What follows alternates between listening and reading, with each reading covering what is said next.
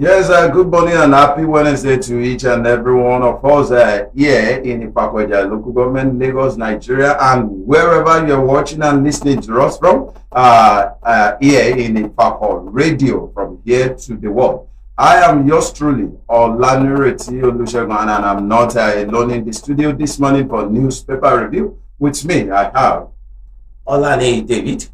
So this morning we'll be looking at the national issues in the national dailies, and if we look at it, today the publication seems to be filled with celebration and eulogy messages to the Lagos State governor.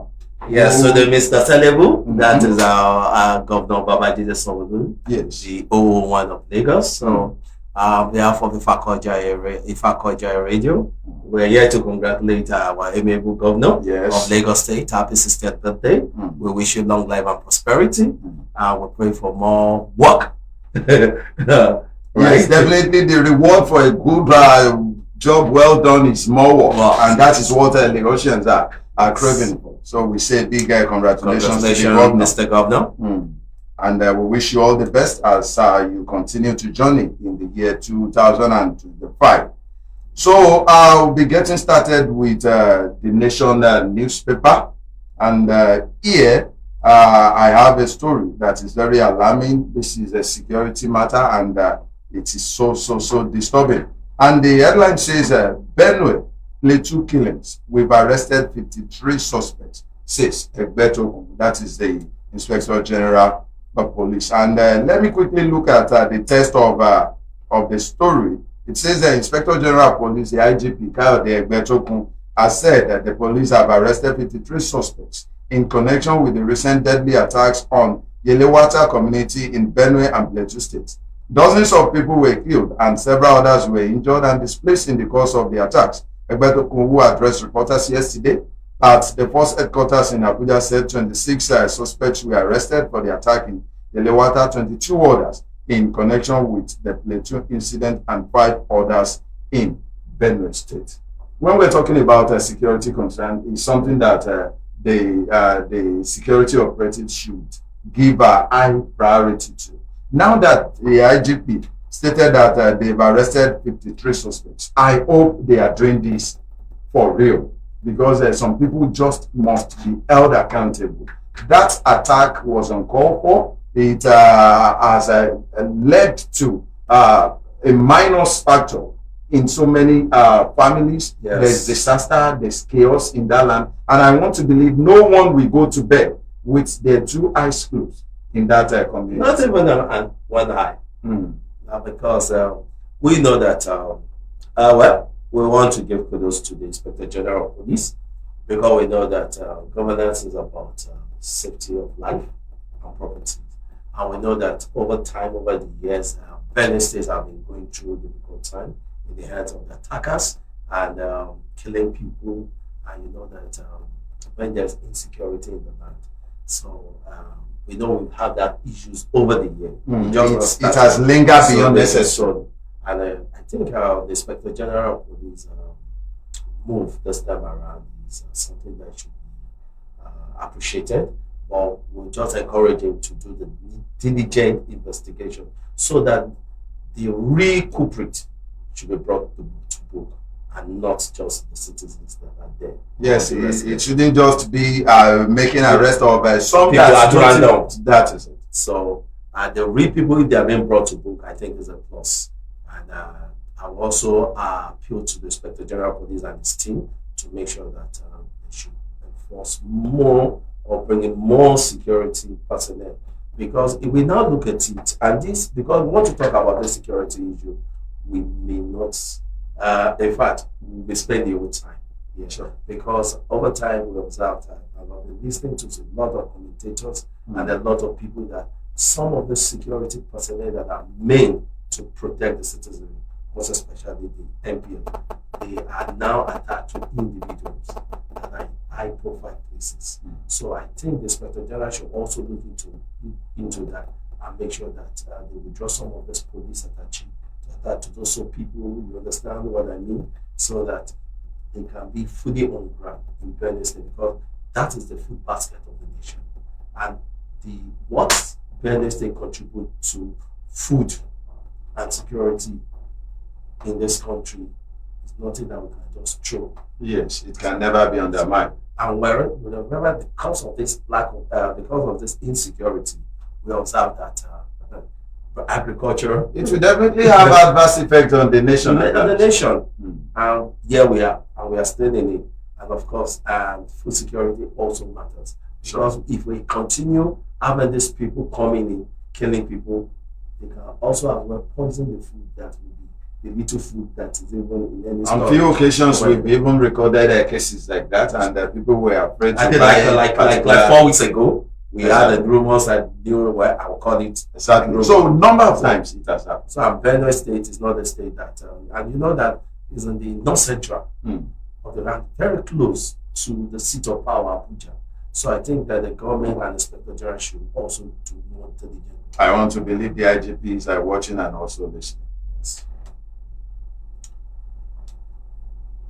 So I also like there's a latest news ongoing now on the dailies of the Punch newspaper. Okay. So we know that the city boy himself just a few weeks ago, 2 years in power, and we've seen the economic policy so far that have affected the nation, and most especially if we look at foreign reserve that's gone up. And I know that the political class, the political gladiators now, they are jostling for power, okay, beyond 2023.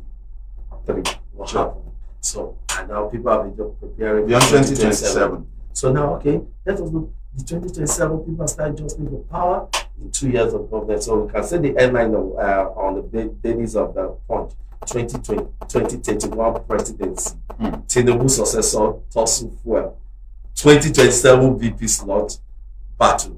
So I'm sure I would just like to read a little caption on this. And despite the president stating that the President Bola Tinubu will choose his running mate for the 2027 presidential pool after the APC convention, the battle for the converted vice president slot has continued to rage on. I'm sure I will not want to bore us with the reading, but I'm sure we all know what happened in the northwest of the APC endorsement of Mr. President that happened in the northwest zone, where the president, according to allegedly, so the VP, the president VP, Alhaji Abu, His Excellency Shetima, so Shetima, so his version were not too happy with the Northwest APC chairman not declaring and endorsing Shetima for his second term, and that brought us on the north of Goa fight between Shetima and the supporter for the Northwest APC vice chairman. So that he too should be endorsed. So I think along the line there's chaos, and I think the party hierarchy this time, because we don't want any political, because we already, just like we discussed, we just had the issue what happened in Benue State. We didn't want the political class to also how would I put that now,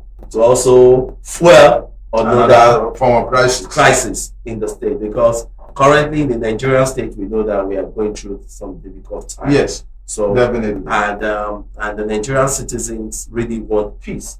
And what do they really want? The common man just want food, clothes, shelter, and peace of mind. So the political gladiators should just try to manage themselves irrespective of whichever party they are. And even if we go further, we can also say on the pages of the Punch that even yesterday, what happened in the SDP, the candidate, the presidential candidate of the SDP, and the chairman of the SDP, where both factions were also fighting in Abuja. Yeah, they suspended the party chairman of SDP. But let me quickly react to this 2027 issue. Yes, that is politics, and it is expected. It's not the first time we'll be experiencing such. During the days of former President Obasanjo, VP Atiku also passed through the same crisis.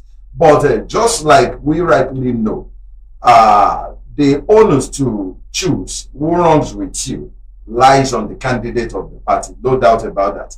But nevertheless, I just want to see it as a politics at its highest level, because that person that occupies the VP's office may likely have an edge to clinch the ticket of the party come 2031. And I think is more or less reasons why this is being heated up at this moment. But just like you noted, they should know how to manage themselves. All eyes on them. People are looking at the oppressive Congress. And when you are even doing well, you need to be more cautious so that you don't fall when the ovation is. Because if we look at the statistics of the last election, we can say that the current president, His Excellency Asiwaju Bola Ahmed Tinubu, he pulled 2,652 point something, which is about 41% vote, general vote from the northwest. Then also he tried in the northwest, but lost the northeast to the own boy, the Atiku Abubakar, according to the Punch today. I got the statistics from Punch newspaper. So, and in the northeast, Atiku claimed 1,741,846 as against 933 of Bola Ahmed Tinubu. So why I'm just bringing the statistics out is just to collaborate what you just said, that whosoever is a BP, though we know that it's a joint ticket, but he has a lot of things to how to affect the winning of that particular party. So I think the political gladiator at this time around should take caution. They should just try and manage whatever thing that is between. So, God willing, we pray that 2027 will come and go, and of course, definitely, and there will be peace in the land. Yes, still moving on with the Nation newspaper, but this is a Lagos-based story, and it is also politics. It says Lagos APC council chairman should reside in their domain. Lagos APC council chairman should reside in their domain, and I think I love this headline. If you ask residents of all local governments, I want to believe that will definitely be their position too. A situation whereby they elect a council chairman, elect somebody to represent them, to serve them, and before they could assess that person, it will take a donkey of years. Sometimes they don't even see their chairman in a year. Some people cannot even locate or point at a particular abode and say this is where our council chairman resides. But let me quickly look at the text. Elected council chairmen and their deputies in Lagos State should henceforth reside in their local government, the ruling Progressive Congress APC said yesterday.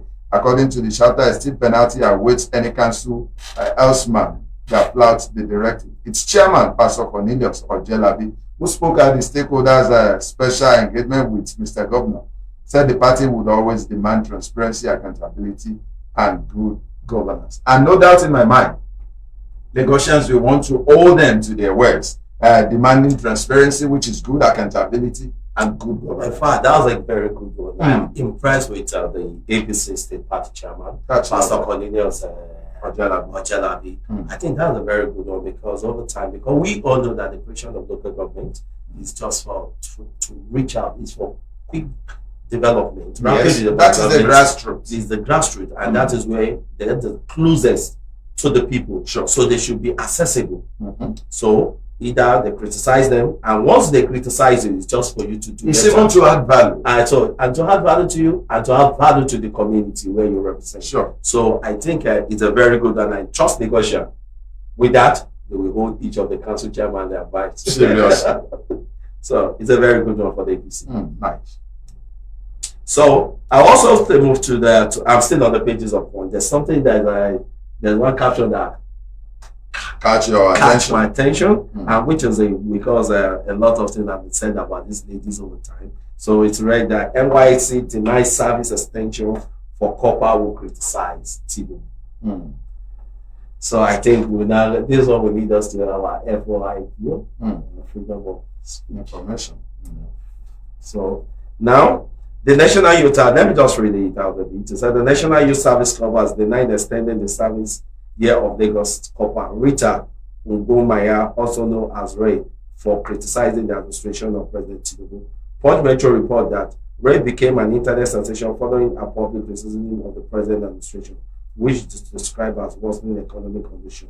So, in a viral video share on a TikTok account, expressed frustration over Nigeria's worsening economy. Ugomaya also criticized the president by describing him as a terrible leader, which questioning the government. So, but above all, I think what they're trying to say is that because there's a rumors so that because she criticized the government policy because how it affects lives. Because I think she came in from when she was deployed to Lagos to come and serve, and she would say that the standard of living in Lagos State is high compared to what she earned as an income. So, well, this is a city, this is a mega city. But whenever we are criticizing, I'll just tell people in the heart that whosoever that's criticizing should criticize constructively.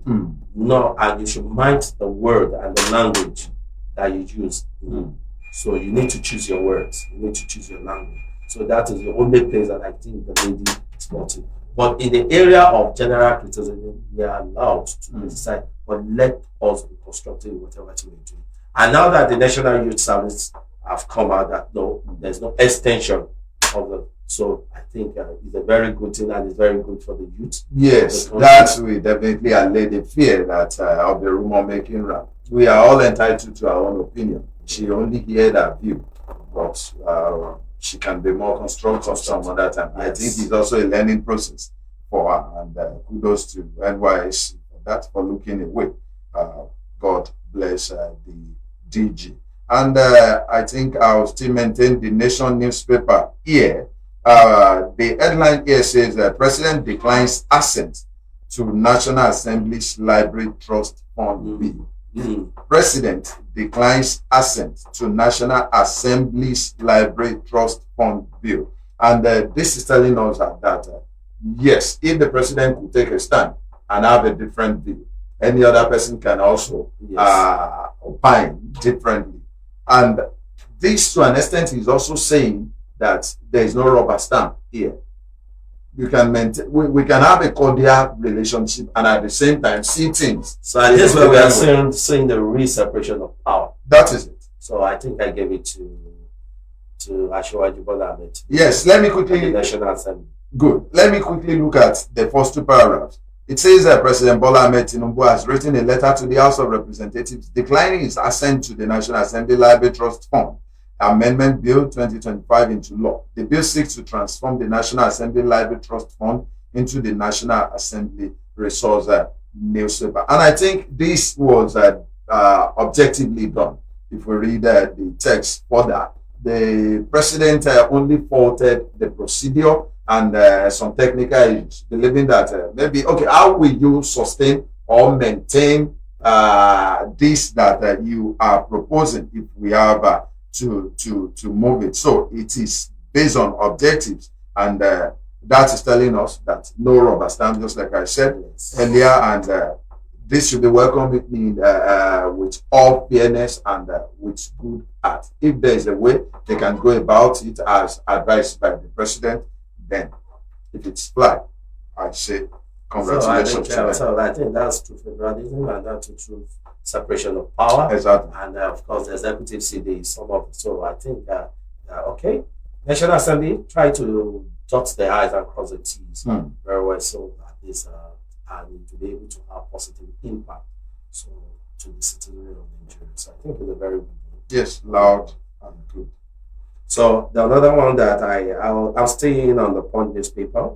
So, and I know a lot of Nigerians will be happy with this. So because over time, even some of us, we also partook in the heat, which is multi-choice cuts DSTV decoder price by 50%. Wow. To attract subscribers. Should we applaud them now? Because they really dealt with Nigerians a serious blow. Because I remember that. You remember during the President Olusegun Obasanjo. You remember that people went to National Assembly. Okay, let it be like party compelling. Exactly, it should be allowed. So it is done in Western world. I think he went through first reading, but I think after that he didn't anything. But I think President Olusegun did something and gave, I think, cut them off and gave it to. Remember that I've forgotten that. I can't really remember. I know there was protest because at all times they've come hard on Nigerians. and we pay with what is not even So let me just read part of the headline to you for the multi-choice DSTV decoder price by 50% to attract subscriber. Multi-choice Nigeria has slashed the price of its DSTV decoder by 50%, dropping it from 20,000 to 10,000 naira. The company announced that the move aimed to attract more customers and cut declining subscription. According to the firm, the CEO John Ugbe, a statement released on Tuesday, the offer was a way of rewarding customer loyalty and delivering enhanced value to subscribers. We want to ensure our customers feel appreciated and have access to the best entertainment every day.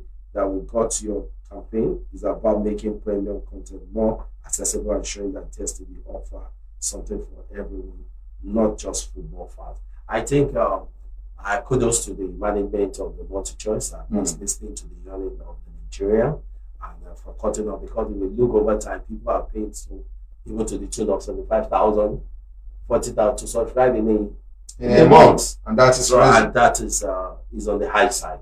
So I think the kudos that they've been able to listen to the yearning of the country, and we all know what everybody is undergoing. Even Mr. President in the last speech at joint sitting of the National Assembly, so he still appealed to the citizenry that everything will be okay. So for them to cut this their subscription price by 50%, I think it's a good one. It's a good one, but just like they said that it's reward for loyalty, I only hope it is reward or as a result of customers stepping back because they actually of course it's customer stepping back. If you go to most homes now, they don't subscribe. Yes, they prefer to stick to something else, just to check, just to get their data and do whatever they want to do online and close on the day. So I think it's a good thing, and I think it's a marketing strategy just to get their people back. Yes, marketing. So it's just marketing. It's still a good one. Sure. So all right. And moving to the Tribune newspaper, the headline says, "Moment to pause and reflect. Sanwo-Olu marks 68th birthday." Moment to pause and reflect. Sanwo-Olu marks 68th birthday. I think the month of June accommodates so many famous birthday celebrants. I think you're also June born.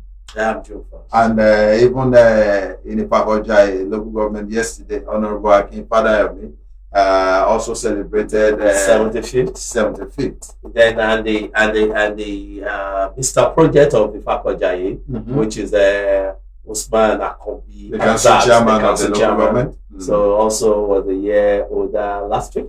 Even June 14, Honorable Razak Shitu. Yeah, Shitu Aroko. Also celebrated 60th birthday. Wow. So we have so many people celebrating. In fact, even in June, in Lagos State generally, we still have our PRF2 is in June. We also have the former governor Ambode. Yes.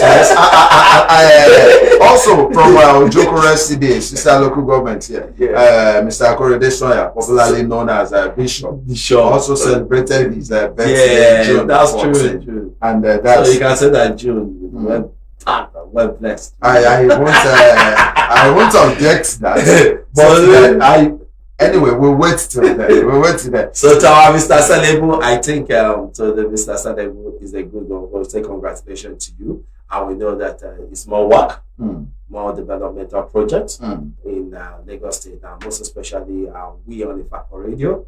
We still want you. We know you've tried for us. We had your positive impact in Ifako local government.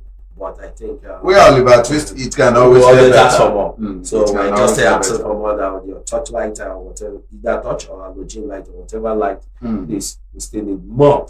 Just shine a light on Ifako local government, and of course, I think but so far so good.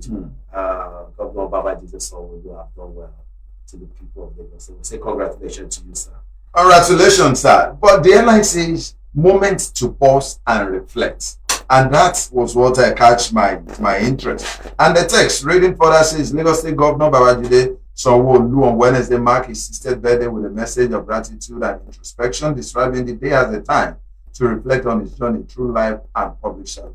In a statement shared on his verified Facebook account to commemorate this milestone, the governor reflected on his 6 decades of experiences, lessons, and blessings, expressing appreciation not just for the years but for the journey itself. Yes, expressing appreciation. When you look back, you should give gratitude to God. Because if we look at the journey of the Babajide Sanwo-Olu, yes, he rose through the rank. He rose through the rank as he was a commissioner, and from there he was also a GM of LSPDC. Yes, and from there, so he was out of office, and along the line, he got favor and loyalty to the party. So, and he was brought on, and the people of Lagos. That is why he needs to express gratitude sincerely, because he won't be the only one that has been loyal to the party. A lot of loyalists that were not favored. But you and I know that the seat is just made for one particular person. Yes, no doubt about that. That is why I said he has a chosen one. You need to bless the name of the Lord that, wow, only you has done this. Yes. Do you have any other paper before we go? The Punch newspaper seems to have so much. Yes, have so much in one newspaper. We can look at that in just 2 minutes. Okay.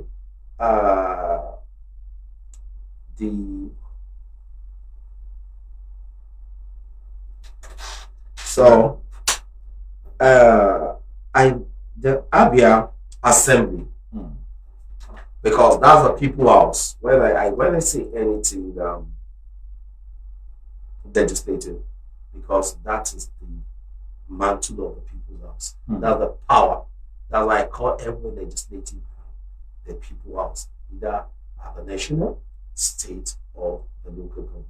So I'm impressed with what I saw, and I know that so many state government House of Assembly have done even more than this. But at least on the pages of the Punch, Abia Assembly passed 37 bills in 2 years. And according to the report, so the Abia House of Assembly say it passed 37 bills in 2 years of its existence so far. The Speaker, Emmanuel Emeruwa, made the disclosure on Umuahia on Tuesday, while briefing newsmen on achievement of 8 assembly inauguration in 2023. Listed some of the bills include Abia State Appropriation Law of 2023, the Greater Aba Development Authority Law, and the Abia State Pension Reform Law of 2024. I think what captivated me is that pension reform law. I know that so many states have replicated it, most especially Lagos State have done that over the years. And if they too have copied such, and because we know so many of our parents, our parents that have served 35 years, and after retirement, nothing to move on. So with this law reform, which is queued from federal, start from federal, and of course trust. I know one state that always queue into it, which is our state, Lagos State. They queue into anything that the federal government even bring a lot of innovation. Yes. So, and now if Abia State have queued into that to ease the pain of people that have served the state for over 35 years, I think it's a good thing. Yes, 37 bills is also a plus in 2 years. They've got something to say. And I think there are people who will not be disappointed that they have those crop of representatives from different constituencies. That is a laudable one. We only hope that they'll continue to improve on that, get better day in, day out. I think at this juncture we want to draw the curtain here on newspaper review today, and we hope you will join us at same time, same station tomorrow by the special grace of God. You can follow us on Facebook. It is Ifako Radio. On Instagram, Ifako_radio. On YouTube, Ifako Radio. On X, formerly Twitter, Ifako Radio. And you can also reach out to us on 09122227433. 09122227433. There's room for sponsorship and advert placement. So we'll see you tomorrow by the special grace of God. I remain yours truly, Olanireti Olusegun. Olani David. See you tomorrow.